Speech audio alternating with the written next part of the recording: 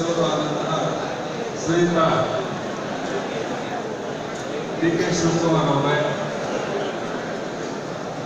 ನಮ್ಮ ಕರ್ನಾಟಕ ಸರ್ಕಾರದ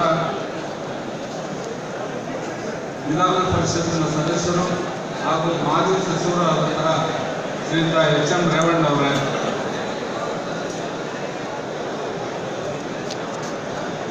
ಮತ್ತು ನಮ್ಮ KPTCLನ ನಿರ್ದೇಶಕರು ಮತ್ತು HRD ನಿರ್ದೇಶಕರಾದಂತಹ ಶ್ರೀಯುತ ರಾಮಕೃಷ್ಣ ಅವರೇ, ವೇದಿಕೆಯಲ್ಲಿರ್ತಕ್ಕಂತಹ ನಮ್ಮೆಲ್ಲ ಸಂಘದ ಮಾಜಿ ಪದಾಧಿಕಾರಿಗಳೇ, ನಮ್ಮ KPTCLನ ಎಲ್ಲ ಸಂಘ ಸಂಸ್ಥೆಗಳ ಪದಾಧಿಕಾರಿಗಳೇ, ರಾಜ್ಯಾದ್ಯಂತ ಬಂದಿರತಕ್ಕಂಥ ಬಹಳ ಮುಖ್ಯವಾಗಿ ಎಲ್ಲ ಪ್ರತಿನಿಧಿಗಳೇ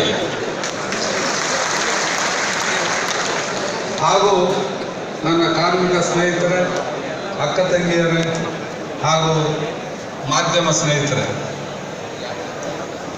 ಈ ದಿನ ಬಹಳ ನಮಗೆ ಸಂತೋಷ ಆಗ್ತಾ ಇದೆ. ಸುಮಾರು ನಾವು ಇವತ್ತು 20 ಅಧಿವೇಶನಗಳನ್ನು ನಡೆಸಿದ್ದೀವಿ. ನಮ್ಮ ಸಂಘದ ಇತಿಹಾಸದಲ್ಲಿ 20ನೇ ಅಧಿವೇಶನ ಇದೆ. ಈ ಅಧಿವೇಶನಗಳಲ್ಲಿ ಹಿಂದೆಲ್ಲ ಕೂಡ ಲಾಲ್ಬಾಗ್ ಗ್ಲಾಸ್ ಹೌಸ್ನಲ್ಲಿ ಮಾಡ್ತಾ ಇದ್ವಿ.